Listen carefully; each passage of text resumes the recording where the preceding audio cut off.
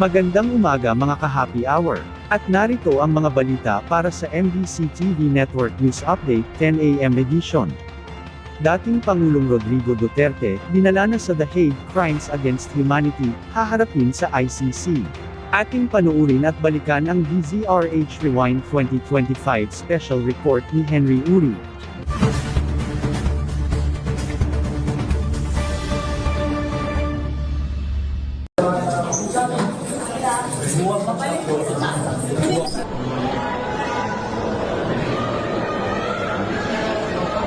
Sabihin nyo kung saan siya dalahin.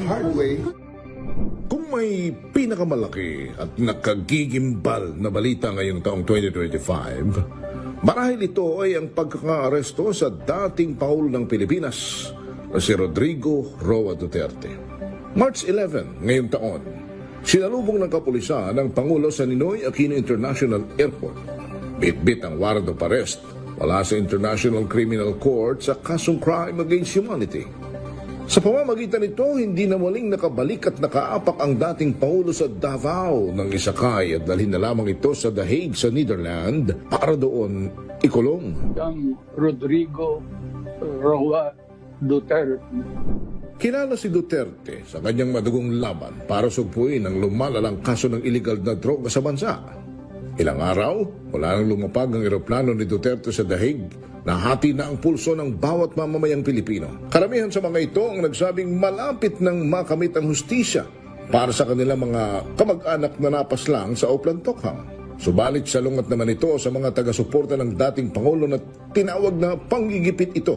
Panggigipit ito sa dating Pangulo at pambabastos sa batas ng Pilipinas. Kaluwat ka ng prayer rally ang inilunsad sa iba't ibang bahagi ng bansa para makisimpatiya sa dating Pangulo. Tinawag naman itong kidnapping ng pamilya ni Duterte at hindi raw dumaan sa tamang due process ang pagkakaaresto sa kanilang ama. Matatandaang kumalas ang Pilipinas sa ICC noong 2019 matapos ikasa ng chamber nito ang preliminary examination para maimbestigahan ang drug war ni Duterte. Noon pa man, kahit hindi na miyembro ng ICC ang Pilipinas, patuloy na nag-iipon ng lakas ng loob ang mga kaanak ng biktima na dalhin ang kaso sa international level sa tulong ng mga human rights groups sa bansa. Samantala halos 9 na buwan na ang nakalilipas. Nakapiit pa rin ang dating Pangulo sa The Hague sa kabila ng mga apela ng legal counsel ng mga Duterte at hindi rin mabilang na ang panay balik ni Vice President Sara at Kitty Duterte kasamang iba pa nila mga kamag-anak sa ibang bansa para kumustahin at magbigay ng update sa kalagayan ng kanilang ama. Umugong din ang isyu na hindi na fit ang Pangulo para harapin ang anumang kasong isinampa sa kanya.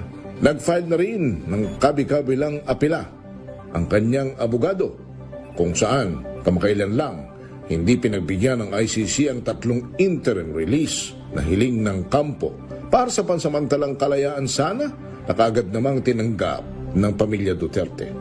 Habang patuloy na hinihintay ang hatol sa kaso ng dating Pangulo, nananatili rin ang malaking tanong ng ating mga kababayan kung kailan mawawala ang bulok na sistema ng hustisya sa bansang Pilipinas.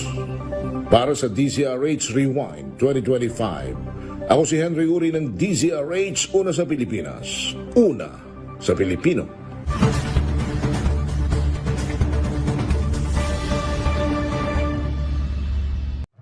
Samantala, LTO sisimula na ang paghihigpit sa mga e-trike sa pangunahing kalsada ng Metro Manila. Istriktong ipapatupad ngayong araw ng Land Transportation Office ang pagsita sa mga electric tricycles o e-trike sa mga pangunahing kalsada ng Metro Manila.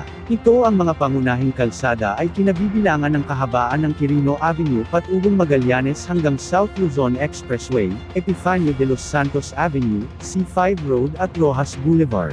Ayon kay LTO Chief Assistant Secretary Marcus Lacanilao, na ang nasabing pagbabawal ay para na rin sa kaligtasan ng mga may-ari ng e-bike dahil ang nasabing mga kalsada ay ginawa para sa mga mabibilis na sasakyan. Magpapakalat sila ng mga enforcers sa mga kritikal na lugar para bigyan ng impormasyon ang mga motorista at matiyak na ipinapatupad ng tama ang batas. At yan ang mga balita para sa MBC TV Network News Update 10 AM edition. Abangan ang mga susunod na balitaan mamaya para sa 11 AM edition.